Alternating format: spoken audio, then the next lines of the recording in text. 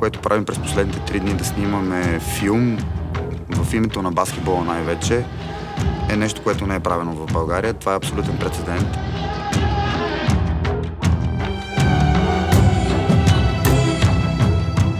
Това, което аз най-много харесвам от възможността да заснем това видео, е, че не сме толкова ориентирани само към София Eagles, а по-скоро към цялата баскетболна общност и възможността човек като Александър Везенков, не говоря за баскетболист Александър Везенков, а човек Александър Везенков да се включи в тази инициатива също и да бъде част от това, което ние искаме да оставим като послание, е безценно и наистина вярвам, че това е пътя към нещо по-добро.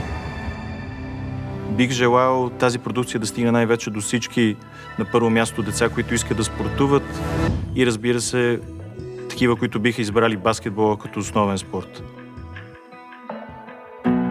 Най-важното нещо, което трябва да знаят децата е на първо място, колкото и да е трудно да дисциплинираш едно дете, да слушат, защото децата искат просто да играят, но трябва да има дисциплина, да слушат треньорите. Да се наслаждават с цялата си душа и сърце на всеки един момент, в който са в залата. Най-важното е да заобичат спорта, баскетбола, да тренират, да им харесва това, което правят, но най-важното е да се наслаждават.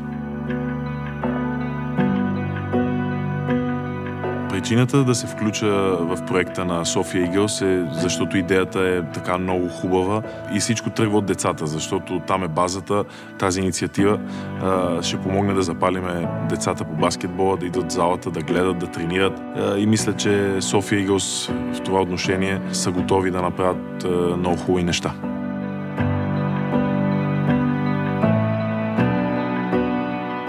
В момента съм част от ръководството на логистичната компания Eurospeed. Като всеки един успешен бизнес, ние смятаме, че нашето влияние в обществеността около нас, всичко, което се случва, трябва да е достатъчно значимо. И всъщност спорта като цяло и баскетбола конкретно е нещо, което ние смятаме, че трябва да може да подпомогнем правилно.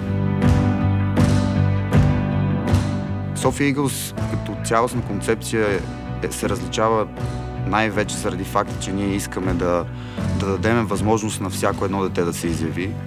Вярвам, че това, което ни разграничава от конкуренцията и от останалите клубове, е най-вече енергията, с която подхождаме и индивидуалния заряд. Мотивираме възможността да работя с хора, които имат единомислие. Мотивираме възможността да дадем на обществото нещо повече от играта баскетбол, защото вярвам, че спорта като цяло е средство първо за възпитание и след това за постигане на високи спортни резултати. Мотивираме най-вече любовта към играта и възможността да предам тази обич към детските сърца и да се опитам да разширя баскетболната общност и тя да е наистина една градивна среда за пълноценно развитие на всеки един млад човек. Целият филм за София Eagles надмина напълно очакванията, които имах. Продукцията протече блестящо. В рамките на 3 дни ние успяхме да въвлечеме деца и родители, които са част от отбора. Всеки един от тях беше мотивиран да участва. Ние успяхме да снимаме в залата, в която децата играят и ежедневието им такова каквото е. И благодарение на прекрасния екип, с който работихме, успяхме да го пресъздадем по този брилянтен начин. Спортът и като цяло баскетбол за мен беше възможността да намеря това, което наистина ме кара да се чувствам вкъщи, да се чувствам добре, да се чувствам ценен, да се чувствам истински и да бъда себе си. И смятам, че по принцип идеята на спорта е това. Всеки един от нас, който е решил да се занимава с това нещо, обичайки играта, обичайки спорта, да намери начин наистина да го направи част от живота си и това да го прави по-добър човек. Спорта за мен е преди всичко един възпитателен инструмент, който цели най-вече да изгради позитивни навици, които да водят всяко едно дете в живота му. Това е нещо, което възпитава всички млади хора по начин, по който те могат да изградят не само кариера, но и успешен живот.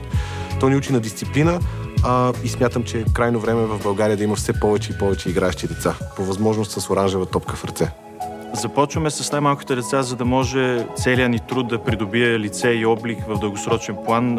Искаме да започнем с деца, които да олицетворяват в играта си и поведението един към друг и уважението към спорта, нашия труд през годините и навиците, които сме изградили.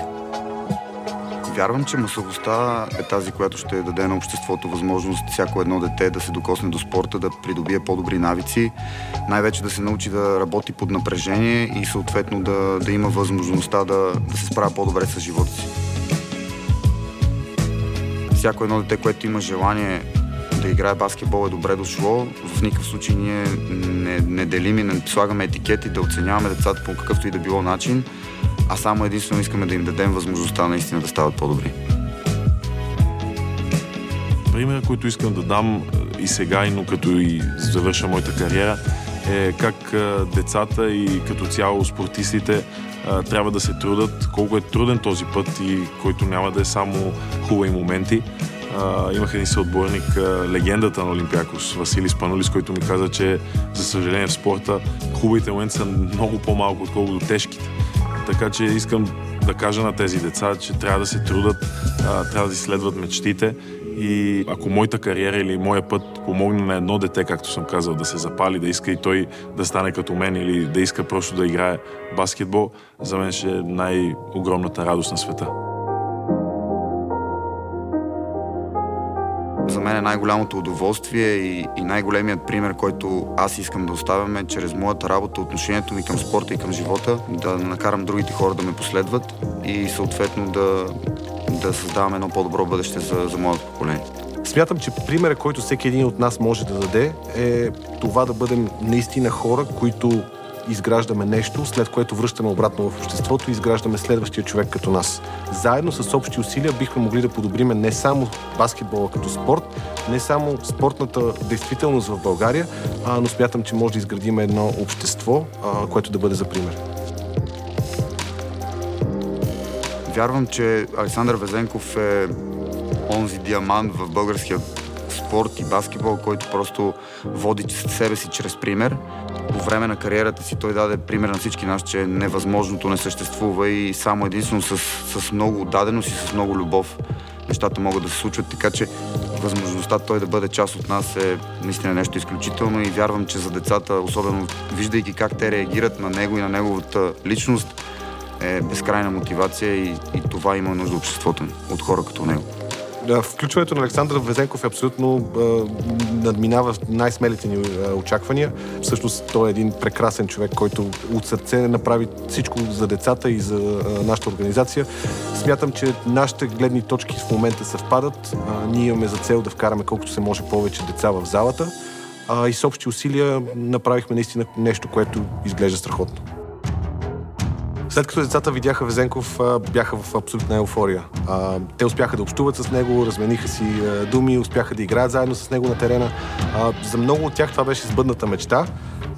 За много други, и надявам се, може би по-скоро за всички, това всъщност отвори техния кръгозор драстично и всъщност доближи мечтите им една крачка по-близо и смятам, че те вече са доста по-мотивирани за утрешния ден.